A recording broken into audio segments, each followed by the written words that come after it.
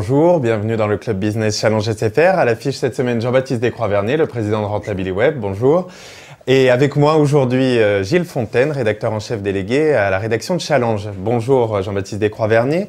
Rentabiliweb aujourd'hui est un acteur incontournable du web français. Et on a envie d'avoir votre regard sur justement l'Internet hexagonal. Que pensez-vous des contenus qu'on y trouve et plus en général du web français ? Mais je trouve que le web français va pas si mal. Il est porté par de belles entreprises. Je prêche pas forcément que pour ma paroisse. En tête, Iliad, Free, par exemple, et puis d'autres. On voit de belles nouveautés, d'une utilisation tout à fait saine des réseaux sociaux. Alors après, il y a quelques décalages franco-français avec peut-être des réglementations inadaptées à l'évolution des choses, comme Adopi par exemple. Qu'est-ce que vous lui reprochez à Adopi ? Elle est inapplicable, elle va coûter cher, elle ne sert à rien. Donc elle est complètement en dehors des habitudes de consommation des internautes. Moi j'ai milité farouchement pour la licence globale, ce qui réglait le problème. Mais est-ce que la licence globale, par exemple, ou autre chose, permettrait de doper aujourd'hui l'Internet ? C'est certain, ça j'en étais certain. Pourquoi ? Parce qu'avec une licence globale, d'abord on aurait dopé les consommations de droits visuels, musique, etc. Alors qu'avec Adopi, on dope surtout la notion de délinquance.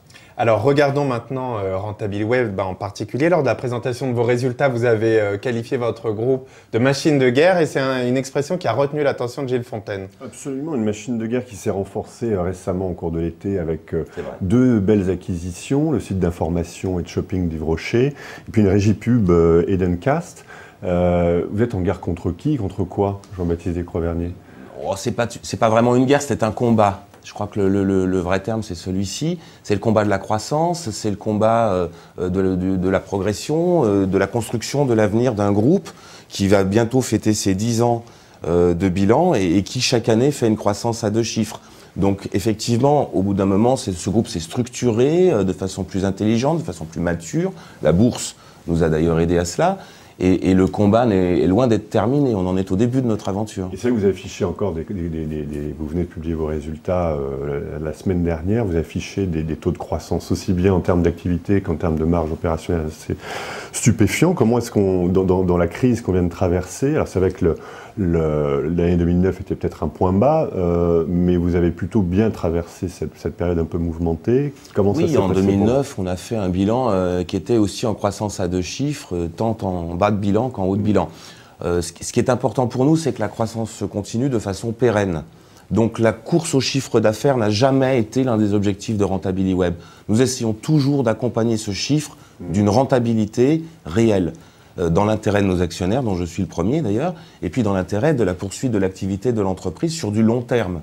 Le chiffre pour le chiffre, entraînant des charges, ça ne nous intéresse pas. Quand tout se casse la figure, comment vous faites-vous pour croître ? C'est quoi votre recette ? Je pense, Jean-Baptiste, qu'on a un modèle anti-crise. Rentabiliweb, c'est une société qui monétise les audiences. Donc plus vous êtes dans une période de crise économique, plus les sites internet, les entreprises vont avoir besoin de rentrées financières. Or, Rentabiliweb, c'est notre métier. On fournit ces rentrées financières. Quelque part, la crise nous aide un petit peu. Certains clients, certains gros comptes et d'autres ne seraient peut-être pas chez Rentabiliweb aussi rapidement si nous n'étions pas en période de crise, parce que peut-être ils auraient moins besoin de monétiser l'audience. Et vous allez poursuivre votre politique de croissance externe ? Oui, mais alors elle est chez nous très particulière, cette politique. Alors d'abord, on fait très peu de croissance externe. La dernière remonte à 2007. Donc on a fait 3 ans de croissance organique pure. Et je pense qu'une société doit fonctionner sur sa croissance organique. Je demande à mes équipes de faire des croissances organiques à 2 chiffres. Partant de là, il y a des opportunités qui se présentent. On est une société qui a une forte trésorerie, qui a des capitaux propres importants, qui n'a aucune dette, pas 1 euro d'endettement. Donc, effectivement, on est armé si une belle occasion se présente au bon prix. Ce qui compte, c'est qu'il y ait des synergies entrepreneuriales. La seule chose que je regarde, moi, dans un dossier de croissance externe, c'est qu'est-ce que cette entreprise va apporter au groupe de façon intelligente, qu'est-ce qu'on va pouvoir construire ensemble en termes de produits, en termes de clientèle, etc. Le reste est accessoire. Oui, j'ai mon bureau est plein de dossiers. Avancés. Oui, mais rien n'est signé. Si je vous réponds, je devrais vous tuer. Ne faites pas ça. Surtout pas. Et on vous connaît aussi pour vos actionnaires très prestigieux, Arnaud, Pinault, Courbis, entre autres. Ouais. Ce sont des actionnaires présents, exigeants, j'imagine. Oui, exigeants. Comment est-ce qu'on fonctionne avec des gens comme ça? On fonctionne que c'est pour nous un moteur. Ça nous tire par le haut. Ce sont des actionnaires, vous l'avez dit vous-même, qui sont présents et exigeants. On essaye de se montrer digne de ce placement. Ce sont des actionnaires pour le groupe Arnaud qui nous accompagnent depuis l'introduction en bourse.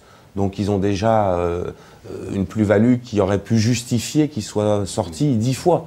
Et ils sont encore là parce que je pense qu'ils ont compris, comme nous, qu'on a un avenir exponentiel sur ce groupe. En revanche, c'est vrai que leur exigence et puis leurs compétences, leur expérience, c'est un atout considérable pour Rentabiliweb, dont j'use et dont j'abuse d'ailleurs.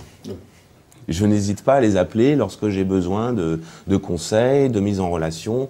Vous les avez en direct? Je les ai en direct, j'ai régulièrement les équipes de LVMH, j'ai régulièrement les équipes ailleurs, à droite à gauche. Pierre Berger est quelqu'un qui m'accompagne de façon très... Il a une expérience extraordinaire. Donc tous ces actionnaires-là, c'est une richesse pour l'entreprise. Alors passons maintenant à la question des internautes de SFR. Voici la question des internautes de SFR. Vous avez souvent joué, alors ce qu'on peut appeler de la provoque, soit en étant habillé en kilt, soit on a eu l'histoire de l'été avec les billets sur le Champ de Mars. Bon, aujourd'hui, vous êtes assagi? On ne peut pas dire assagi, plus sage peut-être. J'essaye de... Donc les billets sur le Champ de Mars, c'était une opération que j'ai assumée en tant qu'actionnaire, pas en tant qu'organisateur. Donc voilà, en revanche, non, je ne crois pas que la provocation soit un outil marketing. J'ai pas l'impression qu'il faille provoquer pour provoquer, ça n'apporte rien.